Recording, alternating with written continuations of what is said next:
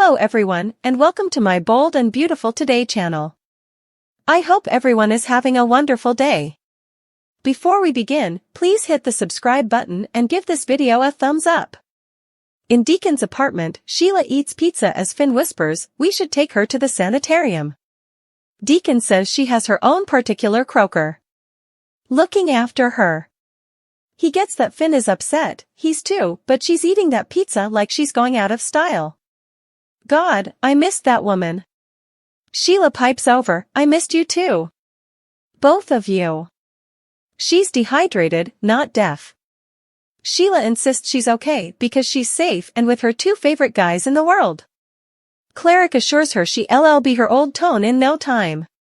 Finn takes her hand and says Deacon's right, having you back is everything. At Il Giardino, Liam thinks it's great that Steffy joined him and Ivy. Steffy's surprised her kinsman wanted her to join she allowed. She wanted Liam all to herself. Ivy muses, well, they say three's a crowd. Steffy asks if it was worth it. Ivy asks, what? Steffy says, flying all the way from Australia just to plant one on this Joe. Liam muses, well, this is delightful. Steffy asks the purpose of Ivy's trip. Her kinsman tells her she came to see another handsome man, her forefather. He looks great. Steffy says, yeah, he does. And supposedly you suppose Liam looks great as well. Liam wants to change the subject, but Ivy says before they do, it's been a long time since they've seen each other, but he's the same beautiful man outside and out that she remembers. Kind, minding, and sexy as hell. Steffy grabs her glass of wine and drinks pointedly. Ivy declares if she lived there, she'd be knocking down Liam's door to date him. Steffy whispers, wow. In Deacon's apartment, Finn checks Sheila's palpitation and she says she feels weak. Finn wants to take her to the sanitarium, but Sheila thinks being with Cleric will help her get better briskly. Cleric cracks that she looks a lot better than when they set up her. Finn asks his birth mama what happened. She agonizes, sugar happed. Sugar happed. Sheila doesn't understand how they knew about sugar. Deacon explains that Lauren Fenmore told him about her. They can get into the specifics latterly. Finn wonders how Sugar was suitable to do what she did without anyone knowing. Sheila says it all started with the textbook dispatches. She should have ignored them, but it wouldn't have stopped her anyway. She went to meet her a couple of times, but she no way showed up. Also one day she was running errands and Sugar kidnapped her and took her to that storehouse to chain her up. Sugar was full of rage and had been staying for this day, which she had imagined and planned. She wanted vengeance. In Il Giardino, Ivy caresses Liam's shoulder and muses, perhaps I am being too forward. Steffy snarks, you suppose? Ivy doesn't see why she needs to hide her passions. She thinks she and Liam would be amazing together. Steffy holds up her hands, okay, yeah, he's remarkable, he's amazing, he's all the effects, he's also my son's father. She tells Liam they need to go see Kelly. Ivy rubs Liam's back and kisses him again. Steffy gawps, okay, on that note Liam stammers as Ivy hugs him and takes her leave. Steffy muses that being subtle is surely not her strong suit. Liam sits back down as Steffy laughs and shrugs, well, neither is mine. Us Forrester women. You got ta love it. Liam shoots her a look and abductions her glass of wine down.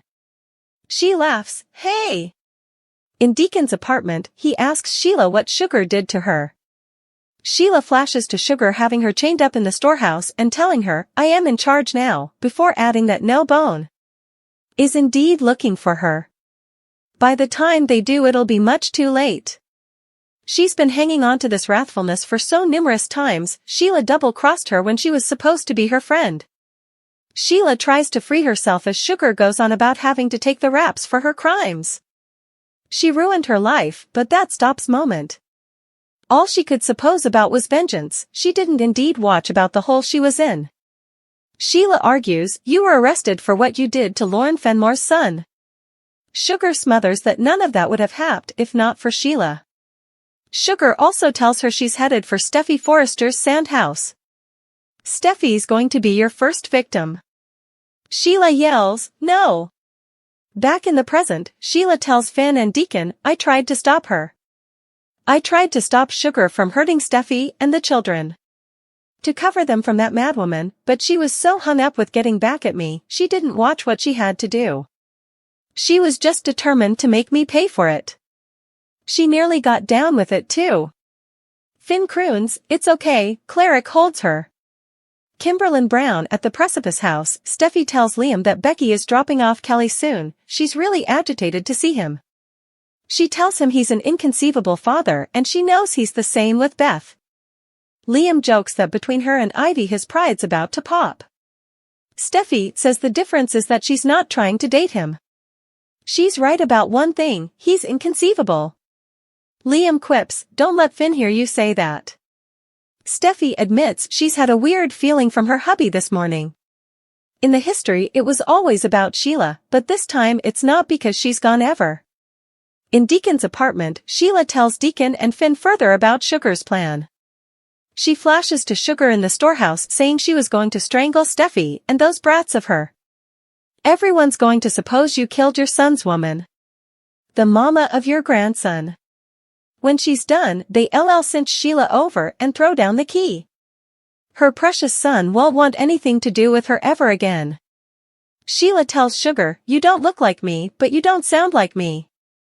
Sugar clears her throat and says, how about now? Sheila gawps. She tells Sugar that she can do whatever she wants to her, but don't detriment Steffy and those precious children. Do and hurt them.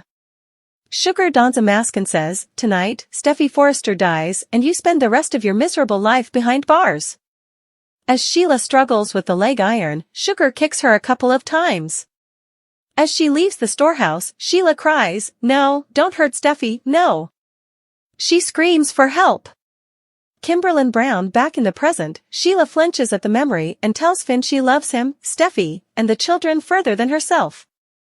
Finn says Steffy is fine and they explain that latterly. Right now they've to take care of her.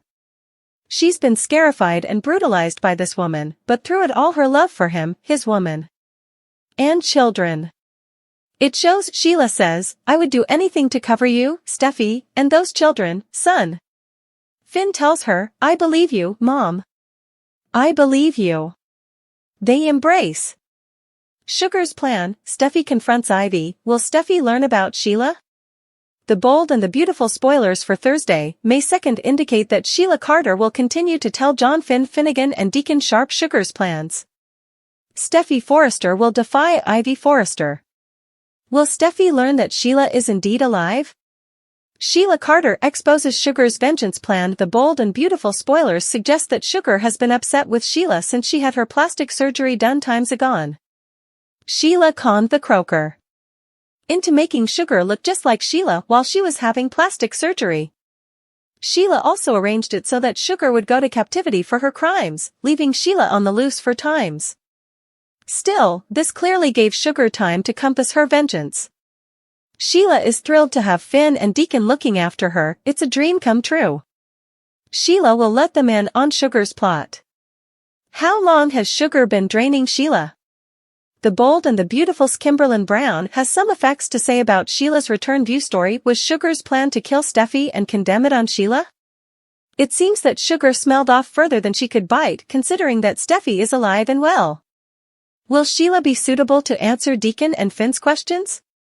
B&B spoilers. Steffy Forrester confronts Ivy Forrester. Steffy may be happily wedded, but she's not about to let another woman take advantage of Liam. Moreover, Steffy has formerly given Hope Logan the third degree about her relationship with Liam and now she's defying her kinsman Ivy as well. After all, commodity is going on with Liam and she's determined to find out what. Of course, sticking her nose where it doesn't belong is what Steffy does stylish. Steffy saw that kiss between Liam and Ivy, and she clearly wants to know just what her kinsman is over to.